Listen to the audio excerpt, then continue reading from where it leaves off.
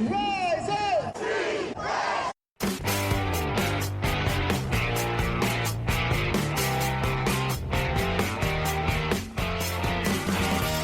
This is the Rise Up See Red podcast, all about the Arizona Cardinals and the NFL, featuring insider and outsider perspectives. Enjoy the best hour of Cardinals talk on the web. Now here are your hosts, Jess Root and Seth Cox.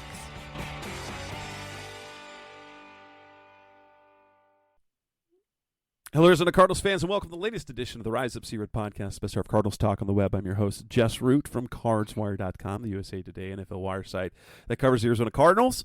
With me on our second show of the week is Seth Cox from RevengeOfTheBirds.com, SB Nation's Arizona Cardinals site, and also one of the hosts of the original Draft Breakdown podcast. If you recall, last week we had his co-host with us, talking Combine, Justin Higdon. You could catch those shows, episodes 521, 522, on our show stream.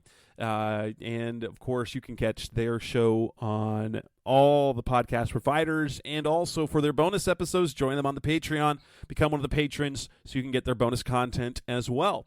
We're still talking free agency this week. The Cardinals made some initial moves. We talked about the biggest ones on Tuesday's show, and you've already listened to that, but they made some significant moves since then, and we want to talk about basically kind of three things. And I guess the biggest move that's happened, well, there's been two significant ones. There's been a change of tackle, a move that we expected but hated to see, and then there's also been a surprise trade. There's still two positions that are glaring needs that they haven't addressed yet, but we will get there. But let's talk about the tackle position, because it broke on Wednesday, right after the league year, Wednesday afternoon, that DJ Humphries was released, which was, we wondered about it. We thought that would be a bad look, and it is kind of a bad look.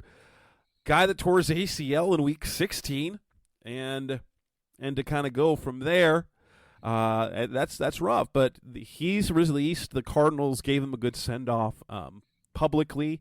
I'm sure with whatever bidder, I'm sure that DJ is unhappy about it, but he understands the business. He does understand the business of the NFL quite well. And then minutes later, we were tipped off briefly, literally like 5 minutes before it happened. We heard it was going to happen, and then it happened. They agreed to terms with former Cincinnati Bengals left tackle and last season right tackle Jonah Williams on a 2-year, $30 million deal, $19 million guaranteed.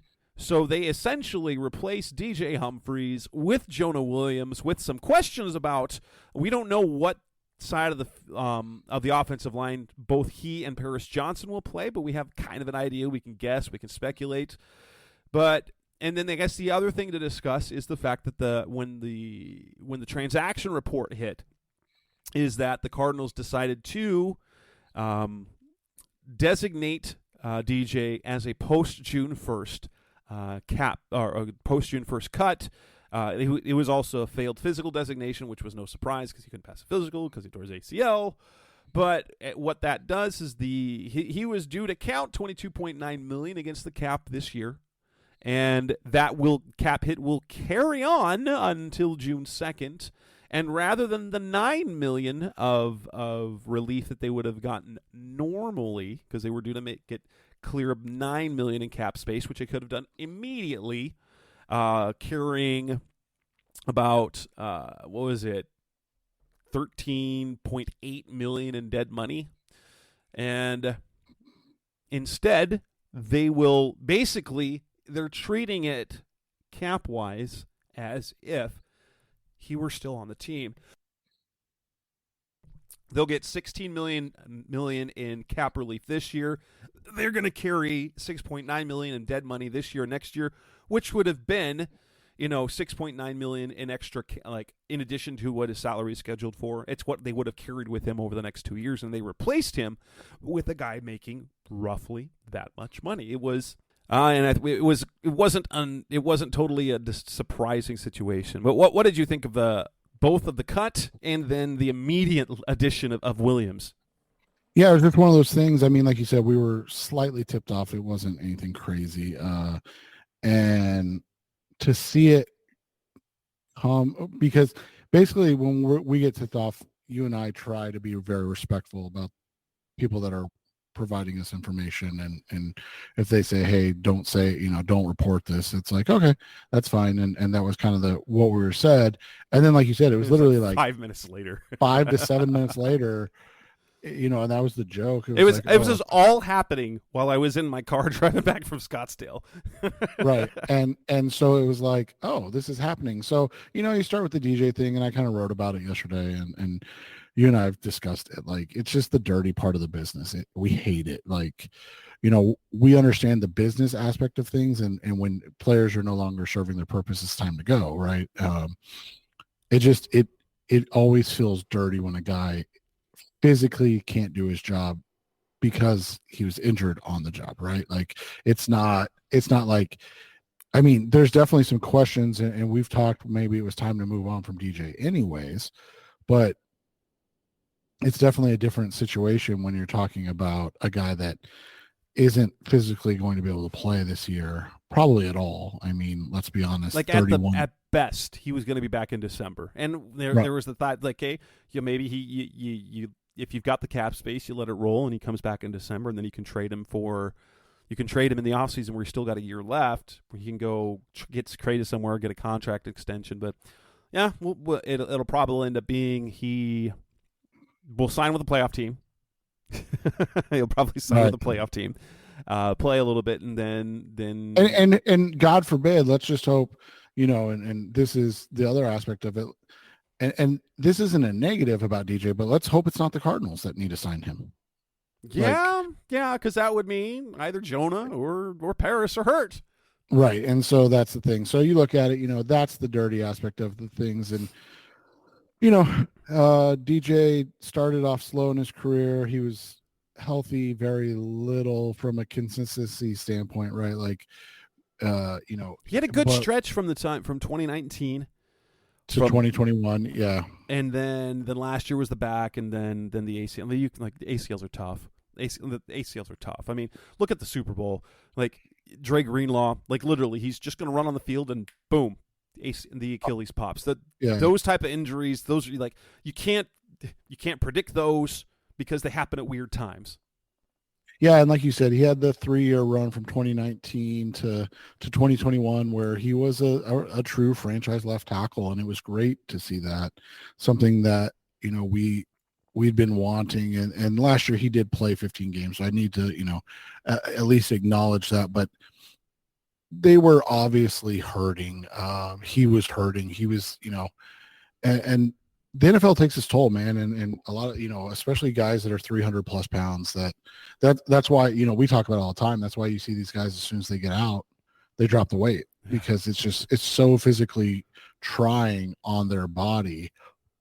And he was probably one of the 5 best draft picks of the Steve Keim era.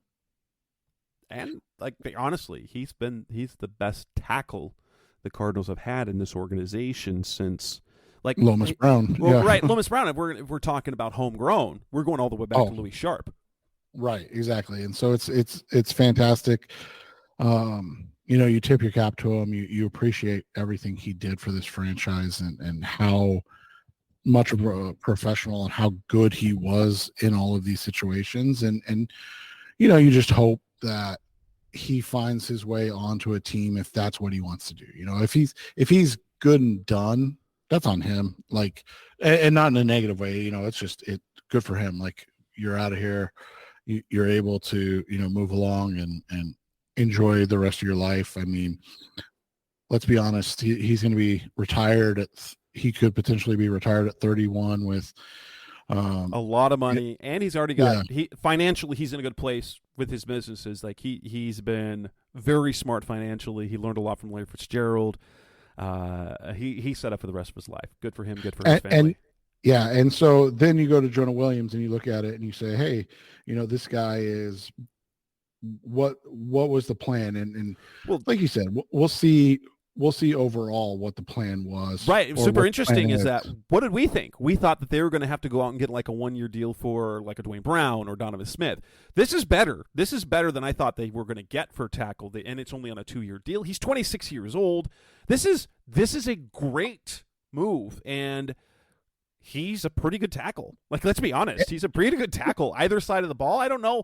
It's a little bit uncertain what side he's going to play. Whether Paris is going to move to left tackle and Jonah's going to play right tackle where he did last year because he was the left tackle for Cincinnati up until last year, or whether he's going to go back to left tackle and Paris will stay on the right side. And we have heard initially, that they wanted to keep Paris on the right side, but actually we've heard since then there's a few local and national guys that seem to suggest that Paris is going to move to the left side, although within the organization itself, they're saying, I don't know, we'll see. And that's going to be until we see videos of practices from OTAs, because the way OTAs work, reporters can't talk about rotations and positions. We can see it, but can't talk about it. Well, and it was one of those situations too, and you and I kind of joked about it off the air. It's, when the some of the local guys, I don't want to say they recanted, but they definitely walked it back a little bit. Definitely, yeah. They were like, "Oh, we don't mean what we were saying." And to be fair, Jess and I know this well. Like, the Cardinals don't necessarily like to be a team that has rumors or inside information. So it's funny because typically you say, listen to the national guys when they're talking about the Cardinals, right? Because I don't want to say have better information. See where Jonah ends up. I like it because, it's a 2-year deal. It's basically, you're going to eat. It literally replaces DJ's contract. It's ridiculous. Well, and you're basically going to eat $4 million if it doesn't work out, because you'll probably move on after 1 year if it's bad. If it's good enough, then you're going to, maintain it and you go from there. But if it's bad, it'll be one of those situations where you look at it and you go, oh, okay, this is, we got what we want. And then if it's really, really good, this probably is something where he gets extended next offseason and you kind of lock him and Paris up at whatever side they're on for the next, 3-4 years. So I think it was smart on both sides because, like you said, it's just a 2-year deal. So he can come back at 28 and get another big deal if possible. And I think for him, that's kind of what he's banking on, is that he's going to come out and prove a lot of people wrong. Coming up next on the Rise Up Sierra podcast, Mr. Cardinals Talk on the Web. Let's move on and talk about the trade that happened. Cardinals now have a backup quarterback that we can feel decently comfortable about. That's coming up next on Rise Up Sierra. We're back on the Rise Up Sierra podcast, Mr. Cardinals Talk on the Web. Thursday's news was that of a trade that broke out in the morning. The Cardinals and the Falcons were in talks to acquire Desmond Ridder, who is now unneeded because of the addition of Kirk Cousins. The deal ends up being a straight-up player trade. Desmond Ridder for Rondale Moore. And we kind of talked about, and the trading of Rondale Moore, for me, means one of two things. What people keep talking about, opening the door for Greg Dortch. I think it is partially that, but I think it was also, I think that's the signal that probably Hollywood is coming back, although that I know the Chiefs are in play for that. It's interesting because it feels like, based on, like, Paris Johnson referred to, Hollywood being back, even though that's on a podcast on Arizona Sports with Tyler Drake. But Rondale Moore heads to Atlanta, a guy that, like, we liked his skill set, but just he was an exciting disappointment, right? You can kind of go by that. It was an exciting disappointment the way he played, because there were some highlights, but there were also, he never broke out to become the player that he was. And Desmond Ridder, kind of the same thing as a quarterback. And so now the door is open for Greg Dortch to take Rondale's role. You get Desmond Ridder in the building, who is a more reliable backup quarterback than Clayton Tune. And Moore gets another look in Atlanta, where, guess what? I think it's going to be fun to watch him there. Yeah, and you're just hopeful that it works out for him because, like you said, you don't wish ill will on any of these guys when they move on or when it doesn't work out and things like that. And that's just kind of where it's at with him. We'll see what happens. It is a little unfortunate that, like you said, it never worked out in Arizona, but it's not. It's also not surprising, right? Like that was a risky play. They were trying to find a player similar. Everybody does this, and you see the cycles that we go through, and everybody was trying to find their version of Tyreek Hill that you could use as a gadget player, but also a guy that gets open and consistently wins, vertically and horizontally, and those are unicorns, and sometimes when you reach for those players, and I'm not saying Rondell is a reach, but when you reach for those players, this is the result you get. They're just not quite quite there. So nothing but the best for Rondell. I think it's a good move because what you do is you've created this, hey, now we have, like you said, a guy that we trust as a backup. And unfortunate for Clayton Tune, but I don't know if Jess and I have ever put it this way, but you guys, listeners, fans, everybody, you got to stop falling in love with day 3 and undrafted free agents because they really, quite frankly, just don't matter. And they're replaceable commodities that you're always kind of looking to upgrade from. Yeah, it's great when Tony Jefferson hits. It's fantastic. When Andre Ellington is pretty good, but like the reality of this whole situation typically becomes these are guys that even though they're talented, it is they're just not good enough to hang in the NFL, and that's something that we unfortunately see a lot, and we'll have to remind you guys next year and things of that nature. But it is what it is, and I wish Rondell the best, but and I assume Tune will be around the whole offseason, don't you? Yeah, and they could keep 3 quarterbacks. That's definitely within the realm of possibilities. We'll have to see how they build that roster. What do you think about Tune going to the practice squad? That wouldn't be a bad thing, especially if they see something. But yeah. Well, and the nice thing about Ridder is he's a very league average quarterback, and I saw people today be like, "Oh, why would you make that move? He turns the ball over too much." It's like you do that because he's a guy that gets you through 2 games. Yes. And that's the thing. He's like he has decent starter upside, right? And as a backup in a new system, you don't game plan the same way, but he's talented. He started games in the NFL, and so right. Yeah, I kind of like the move. It's considering all the other backups that are around and the price, because guess what? He's still on that rookie contract. He's on that third round pick contract. That's super important. That's a huge thing that people kind of fail to remember sometimes, and that's one of the things that you and I talk about all the time is that it's not a sexy move. It's not like you're like, oh, this is a great move, but at the same time you're looking at it and you're going, oh, this is a guy that it makes sense, right? Like you get a guy like him and you're able to really hope that this is a guy that works out, that fits what you want to do.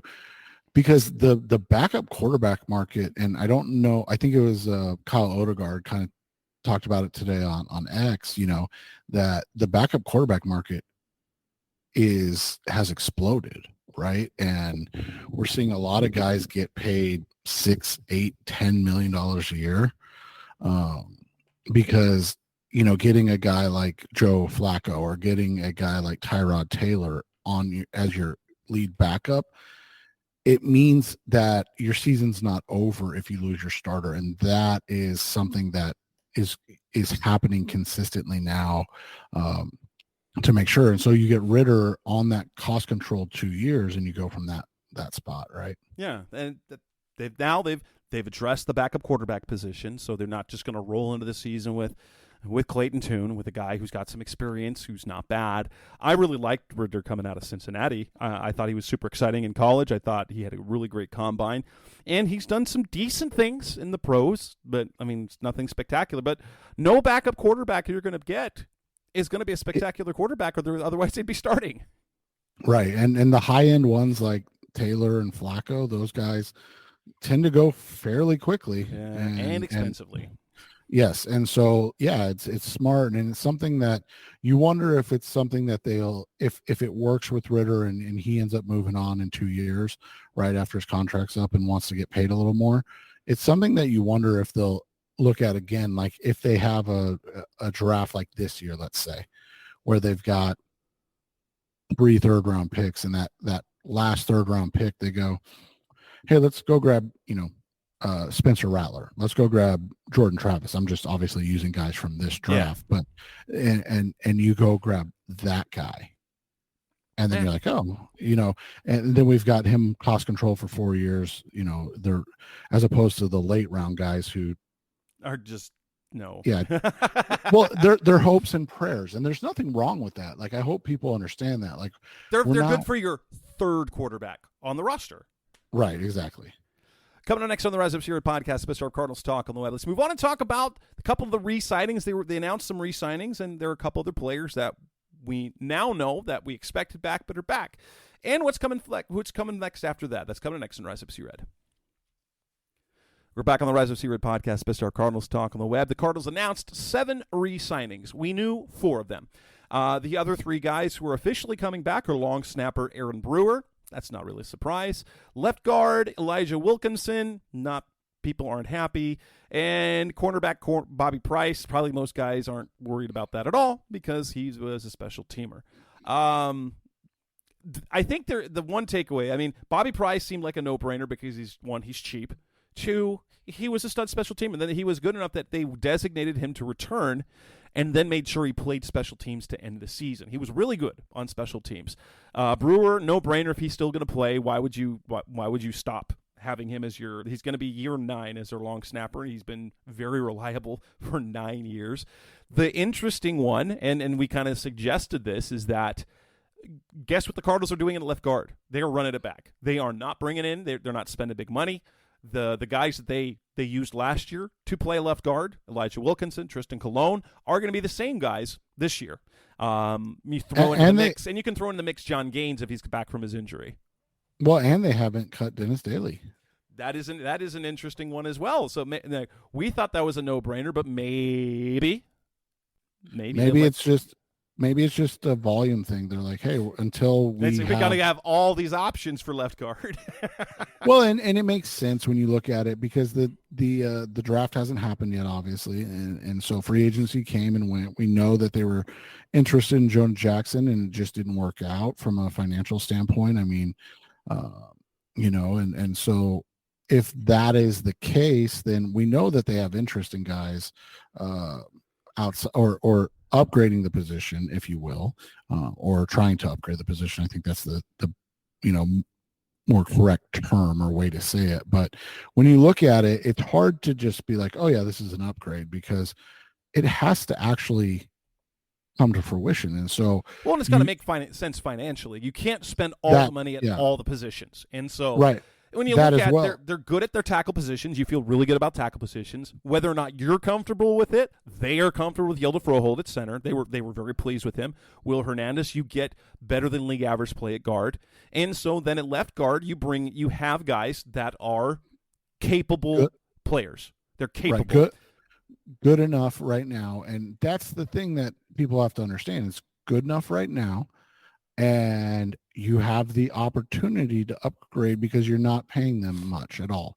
Like, I'm assuming, I didn't see the numbers, but I'm assuming Elijah Wilkinson's going to be slightly, greater than the vet minimum. It's not going to be crazy by any means. And so you look at it, you're like, hey, this is a good fit for everybody because, if worst case scenario is he's your starter, you know what you're going to get. Right. He's a guy that started games, who started multiple games over 7 years of his career. He's never been a full-time starter. he's been a guy you bring up or the guy that you replace. But when you get a guy who's been in the league that long and he started games for multiple teams, you're okay. You're okay. I mean, you're not. That's not your plan moving forward, but you can feel comfortable him being the weakest. If he's the weakest link on the line, you're a pretty good decent line. Well, and that's what, again, I think you just had a really astute observation. You can't have all pros at everywhere, right? Like, and I know that's the dream. Everybody's like, well, if you just draft this guy every year. I mean, the Chiefs played last season and won a Super Bowl with 2 tackles. None of their fans liked either one of their tackles last year. Well, not just that, but you got to remember too, their all-pro guard was out for their playoff run. So like they didn't have Joe Thuney. Everybody thinks Donovan Smith sucks. Juwan Jennings, nobody thinks is good. Yeah, Juwan Taylor's been awful, yes. Right? Like, and then they're playing Nick Allegretti, who's now got paid. Of course. Yeah. And so that's the thing. So you like look at it and you're like, it doesn't have to be perfect. The best offensive line in the NFL was sitting home at the end of the season, right? Like the 49ers are literally looking to upgrade from Colton McKivitz because he's just been average, and they're paying him $8 million because they're like, well, the devil, and so that's just, people have to understand that. And then to the other ones, like you said, like Aaron Brewer, no brainer. Blake Gillikin, no brainer. It is interesting that I think Brewer's going to be one of those guys until there's an obvious dip in play. He's going to continue to be on the roster, right? Yeah, and a lot of long snappers. So like he's going to be, I think, 34 this year, which means you probably got 2-3 more years, but you bring him back 1 year at a time. Right, and that's and he almost left, remember, after last year because he had the broken wrist, and he was like, do I continue to want to do that? Like, I don't think people realize the time and energy it takes to get back into shape, especially after you get hurt, right? Yeah. Like you're like, oh man. I wouldn't know. One, I'm not that much in shape, and 2, I've never been hurt from football. So right, exactly. And so it just takes such a dedication. And you look at it, we talked about DJs. I mean, Aaron Brewer's made over $11 million in his career. Like he's comfortable. It's not the $82 million that DJ's made. But you know what you can do after a career like that? And I will say this because the guy that was a long snapper for a decade for the Cincinnati Bengals in the early 2000s when Carson Palmer was there, his name was Brad St. Louis. You know what he's gone on to do? Teach high school. He worked at my high school, and now I believe he left and he's on the coaching staff in Texas or something like that because his son Lance was recruited as a long snapper to go play in Texas. So. Right. And so that's just what it is like, you have your second life. My son has played in games and tournaments with a former New England Patriot running back. And he's out there and coaching and spending his time, doing that. Like these guys, typically they want to get out with their health, and that's the biggest thing. And so, that's what Aaron's going to do with this team.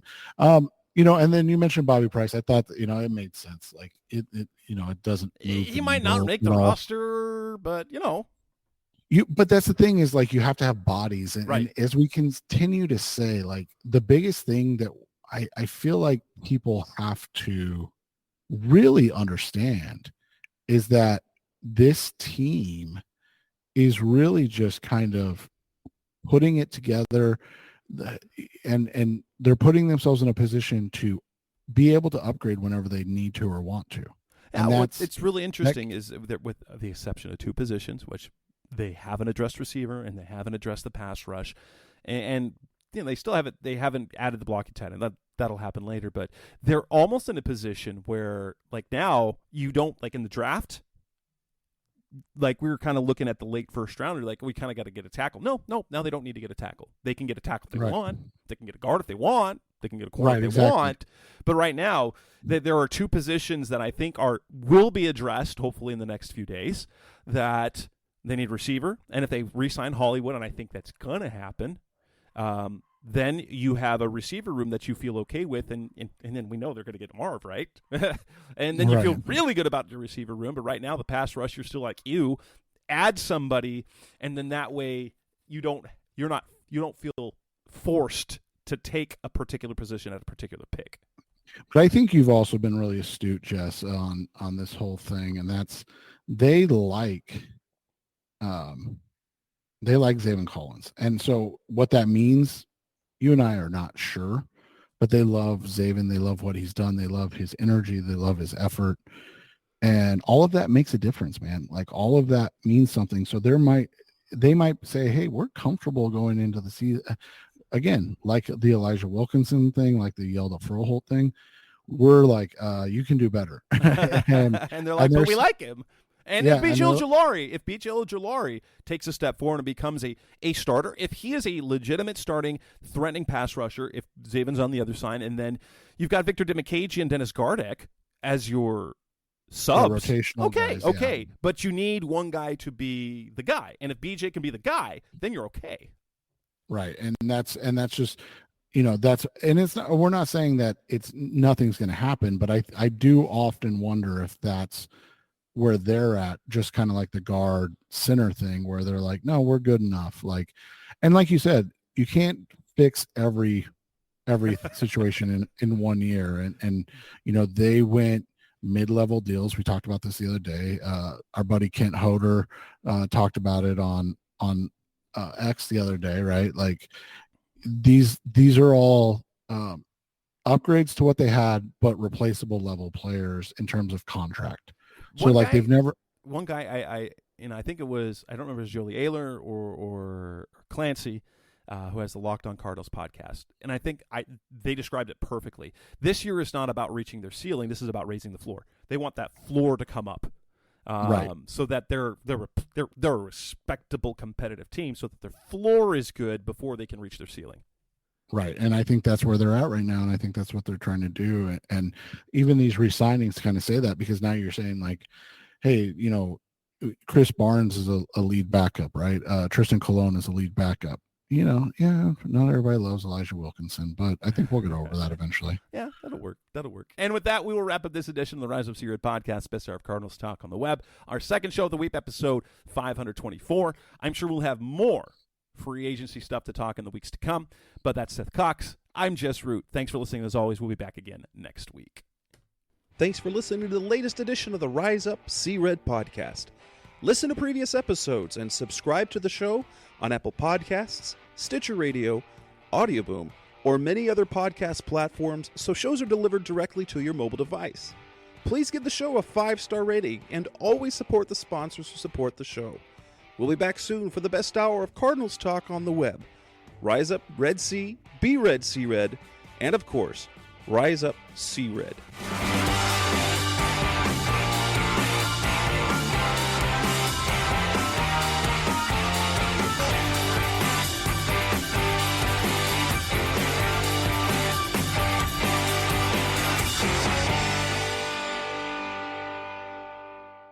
Roll!